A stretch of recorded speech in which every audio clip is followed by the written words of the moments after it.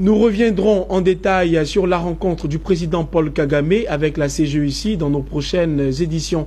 Intéressons-nous toujours au Rwanda pour parler cette fois-ci de Kigali, sa capitale, qui fait l'une des fiertés de l'Afrique. En effet, Kigali est déclarée par l'ONU la ville la plus propre d'Afrique et la troisième ville la plus verte au monde. Plusieurs institutions internationales comparent la qualité de vie à Kigali à celle de New York aux États-Unis. Comment le président Paul Kagame a su fédérer les Rwandais à sa vision de l'ordre et de sa propriété? Élément de réponse dans ce document inédit et exclusif de Business 24. C'est un reportage de Jean-Charles Sibahi, commenté par Jérémy Aouri. Le Rwanda, pays de l'Afrique centrale.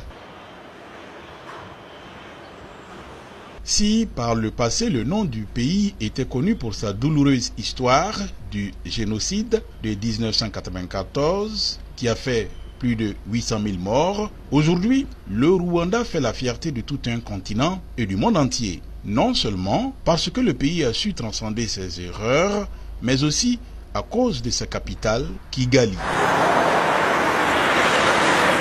dont la renommée a traversé les frontières africaines du fait de son cadre de vie. Ici, l'on est tout de suite frappé par la propreté de la ville, des parcs parfaitement entretenus, des maisons soignées, des immeubles de bureaux flambant neufs et une armée de balayeuses à la tâche. Difficile de trouver l'ombre d'un déchet par terre.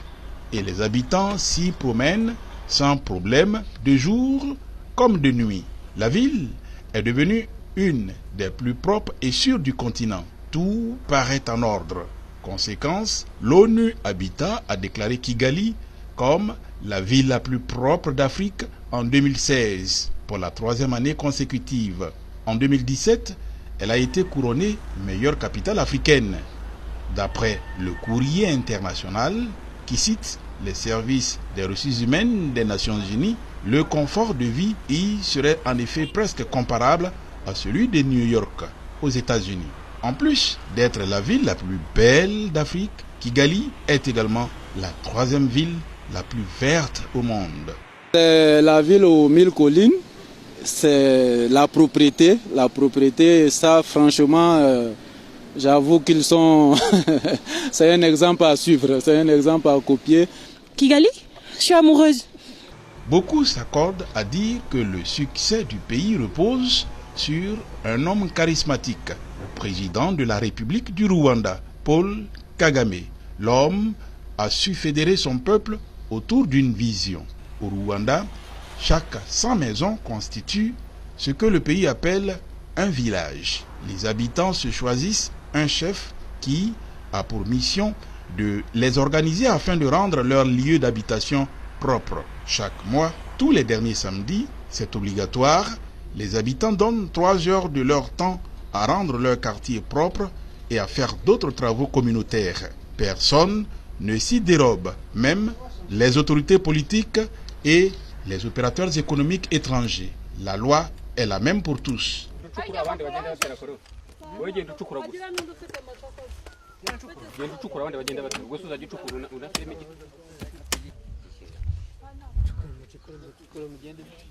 Comme ici, dans ce quartier à l'extrémité est de la ville de Kigali, les populations plantent des arbres sur la falaise afin de lutter contre l'érosion. Les Rwandais sont fiers de leur capitale.